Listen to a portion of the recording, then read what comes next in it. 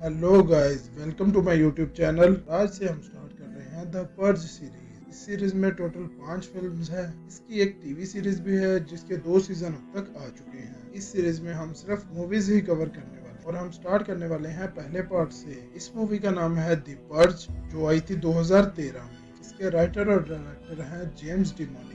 इसे प्रोड्यूस किया है जेसन ब्लम और माइकल बे ने। ये एक डिस्टोपियन एक्शन हॉरर फिल्म है और इस सीरीज का कॉन्सेप्ट बहुत ही यूनिक और हॉरर है। जैसे जैसे आप इसको जानोगे ये आपको अपनी तरफ और एंगेज करती जाएगी। तो ऐसी यूनिक और इंटरेस्टिंग वीडियोस रोजाना देखने के लिए चैनल को सब्सक्राइब करें और बेल आइकन को जरूर दबाएं। तो चलिए स्टार्ट करते हैं बगैर किसी देरी।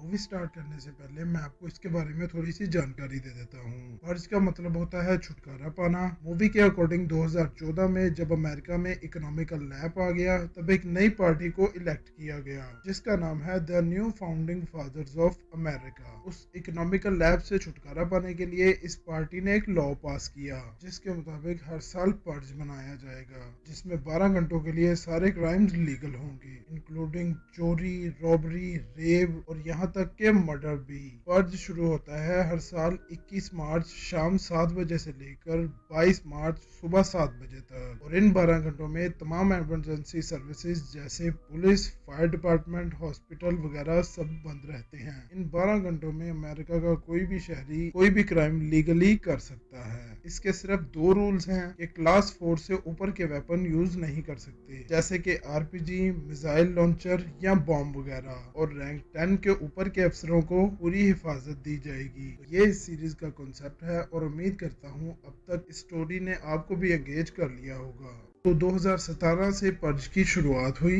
और इसके बाद हर साल पर्ज हुआ, जिसमें 2020 भी शामिल है। और अब हम आ जाते हैं 2022 में, जिस साल पर ये मूवी बेस्ड है। बेसिकली ये मूवी फ्यूचर पे बेस्ड थी। तो 2022 के अमेरिका में बेरोजगारी सिर्फ 1% बची है, क्राइम और वायलेंस ना होने के बराबर है। ये सब मुमकिन हुआ है सिर्फ पर्ज की वजह से, जिसे बनाया the new founding fathers of America ने। आज पर्ज का दिन है। हम देखते हैं जेम्स सैंडर्स को। जेम्स की कंपनी सिक्योरिटी सिस्टम बनाती है जो कि लोगों को पर्ज की रात सेफ रखते हैं। इस फ्यूचर में सिक्योरिटी सिस्टम बहुत ही इंपॉर्टेंट है।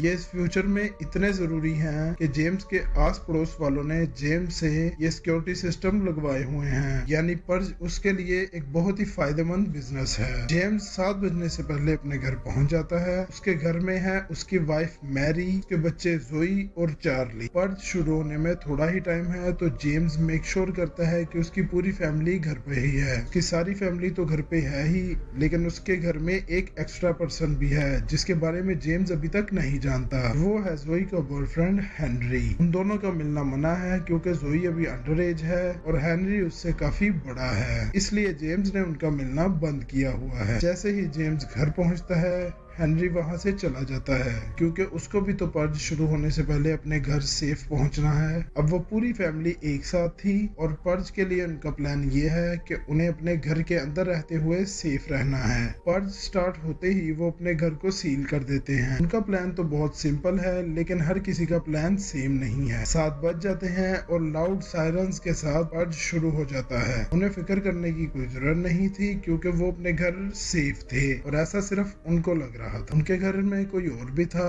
और वो था हेनरी। लेकिन सवाल ये है कि जिस रात सारे क्राइम्स लीगल हैं, वो उनके घर में क्या कर रहा है? और इसका जवाब है कि वो जेम्स से सब कुछ फुल एंड फाइनल करना चाहता है। सिंपल में कहूँ तो जोई के डैड का मर्डर करने के लिए, क्योंकि वो जोई को से मिलने नहीं देता। क्योंकि इस रात सभी कुछ लीगल है, इसलिए हेनरी ये फुल एंड फाइनल आज करके रहेगा। और गवर्नमेंट का ये रात ऑर्गेनाइज करने का मकसद भी यही है। अब ये मुश्किल तो जेम्स के सर पे थी ही, लेकिन एक और आने वाली। उनके घर के बाहर एक आदमी मदद के लिए चिल्ला रहा था। कोई उसके पीछे लगा था और वो उसे मारना चाहता था। क्योंकि पर्ज एक तरह का फेस्टिवल है, इसलिए यहाँ पे भी रिस्पेक्ट दिखाई जाती है और रिस्पेक्ट के तौर पर कोई भी किसी दूसरे के पर्ज में नहीं पड़ता। लेकिन बच्चों को इसके बारे में नहीं पता। चार्ली अपने सिक्योरिटी सिस्टम से उसे देख लेता है और उसकी मदद किए बिना नहीं रहता। वो अपने सिक्योरिटी सिस्टम को अनलॉक करके उसे अंदर ले लेता है। आवाज सुन के जेम्स जल्दी से भागता है और घर को फिर से लॉक कर कर लेता है। इससे पहले कि वो कुछ समझ पाता, हेनरी उस पर फायरिंग शुरू कर देता है। जेम्स भी अपनी गन से बैकफायर करता है और इसमें नुकसान हेनरी का ही होता है और वो मौके पे ही मर जाता है। इस शूटिंग के दौरान वो स्ट्रेंजर वहां से चला जाता है और घर में ही कहीं छुप जाता है। अब जेम्स की एक प्रॉब्लम तो खत्म हो गई, लेकिन एक अभी बाकी है, ऐसा वो सोच रहा था, लेकिन ऐसा है नहीं, क्योंकि उनके दरवाजे पर एक गैंग पहुंच जाती है जिन्होंने बहुत ही अजीब मास्क पहने होते हैं। ये वही गैंग है जो उस स्ट्रेंजर के पीछे लगी हुई थी। उस गैंग का लीडर कहता है कि उन्हें वो स्ट्रेंजर वापस चाहिए और वो भी जिंदा।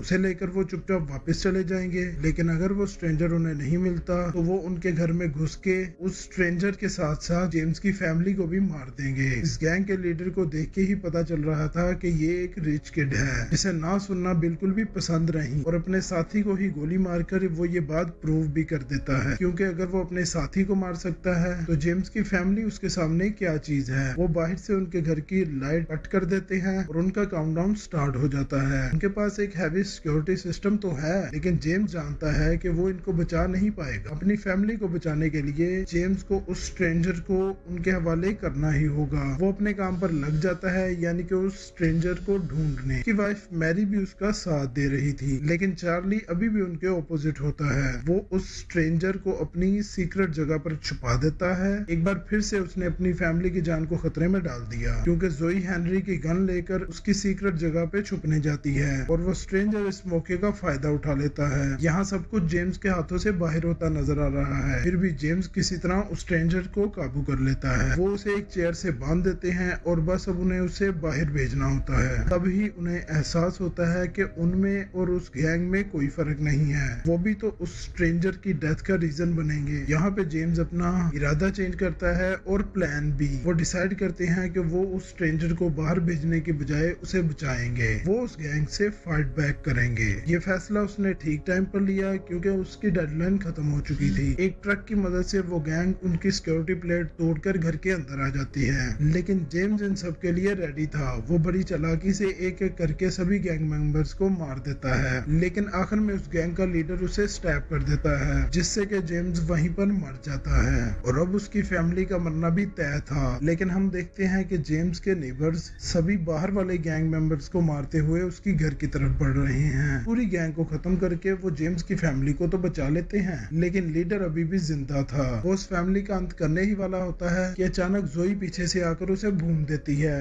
अब फाइनली वो पूरी गैंग खत्म हो चुकी है, लेकिन इसके लिए एक बहुत बड़ा सैक्रिफाइस लगा है जो कि किया है जेम्स ने। यहाँ पर जेम्स मर जाता है। उसने अपनी फैमिली के साथ साथ एक स्ट्रेंजर की भी जान बचाई और इसमें उसके नेबर्स ने भी उसका साथ दिया। मैरी उन सबको थैंक्स बोलती है। इससे ज्यादा अच्छा एंड तो इस मूवी का हो ही नहीं सकता, क्योंकि नेबर्स ने सही टाइम पर आकर जेम्स की फैमिली और स्ट्रेंजर्स की जान बचा ली। लेकिन इस वेल की इस मूवी में कोई जगह नहीं है। इसके बाद जेम्स के नेबर हंसना शुरू कर देते हैं। नेबर्स ने उस गैंग को इसलिए मारा ताकि वो उनके शिकार को ना मार सके, यानी कि वो खुद उस फैमिली को मारना चाहते हैं। ये इसलिए क्योंकि उन्होंने जेम्स से सिक्योरिटी सिस्टम खरीदे और उन्हें लगता है कि जेम्स उनके पैसों पे ऐश कर रहा है और आज परफेक्ट टाइम है अपनी भड़ास निकालने का। आज वो उस फीलिंग से छुटकारा पाएंगे जो न जाने उन्हें कब से तंग कर रही थी। वो अपनी गवर्नमेंट को थैंक्स करते हैं और उन्हें शूट करने ही वाले होते हैं कि पीछे से वो स्ट्रेंजर पहुंचकर उनको पकड़ लेता है और उस फैमिली को बचा लेता है। वो इस फैमिली का एहसान चुका रहा है। वो मैरी से पूछता है कि नेबर्स के साथ क्या करना है। नेबर्स मरने के लिए बिल्कुल तैयार होते हैं, लेकिन मैरी उन्हें माफ कर देती है। सुबह के 7 बजने तक वो सभी वहाँ पर आराम से बैठते हैं। जैसे ही पर्ज खत्म होता है, मैरी उनको अपने घर से दफा कर देती है। वो स्ट्रेंजर भी वहाँ से चला जाता है। उस फैमिली की वजह से वो बच पाया और वो फैमिली उसकी वजह से बच पाई, और चार्ली की वजह से उसका डैड मर गया।